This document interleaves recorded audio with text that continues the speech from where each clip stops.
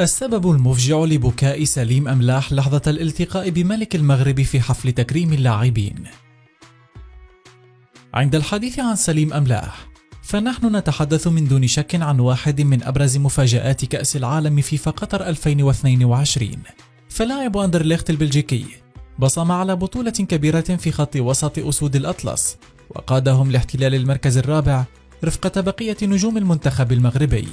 ذلك المركز الرابع خوله هو وبقية زملائه الحصول على استقبال شعبي كبير في المغرب نهار يوم الثلاثاء.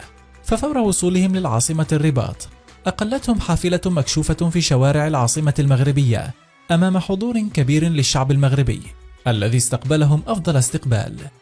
حافلة منتخب المغرب توجهت بعد ذلك إلى القصر الملكي من أجل الالتقاء بالملك، وهناك حصل ما لم يكن ينتظره أحد. سليم أملاح بدا على عكس جل اللاعبين المغاربة متأثرا جدا يصارع دموعه، حتى أن البعض تساءل عن سبب ذلك. ما الذي قد يجعل سليم متأثرا بتلك الطريقة؟ الإنجاز التاريخي لمنتخب بلاده، أم الاستقبال الحافل للجماهير، أم التقاؤه بعاهل البلاد؟ الحقيقة أن الأمر مرتبط بفاجعة كبيرة عاشها في طفولته. ففي الوقت الذي كان فيه جزء كبير من اللاعبين مرفوقين بأمهاتهم، كان سليم أملاح وحيدا، ما جلب له بعض الذكريات السيئة والتي طبعت طفولته كاملة. انظروا هنا لعينيه محمرتين وهو يلقي التحية على الملك محمد السادس، وخلف تلك اللحظة هناك فاجعة سنرويها لكم فيما يلي. فاجعة والدته. ولد سليم أملاح بمدينة أوتراج البلجيكية من أب مغربي وأم إيطالية، وبدأ ممارسة كرة القدم في عمر الرابعة فقط ضمن أكاديمية نادي مونس، بحكم أن والده كان مدربا للفرق السنية وأشرف شخصيا على تطوره حتى سن 11 قبل أن يخطفه عملاق الكرة البلجيكية نادي أندرليخت.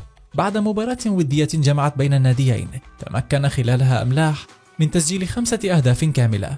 هذا المسار التصاعدي والمستقبل الباهر الذي كان أمام أعين سليم تلاشى في لحظة واحدة بعد أن عاش تجربة مريرة جدا تمثلت بوفاة والدته أمام أعينه نتيجة نزيف مفاجئ في الدماغ.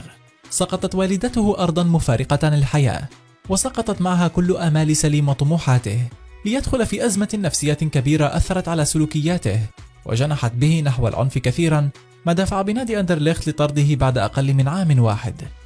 سليم لملم أشلاءه بعد ذلك وتحول للاعب محترف وواحد من نجوم منتخب المغرب. واليوم في جول نريد أن نقول لك شيئا. سليم، أمهات المغرب والوطن العربي كلهن أمهاتك. شكرا لك على كل شيء يا بطل.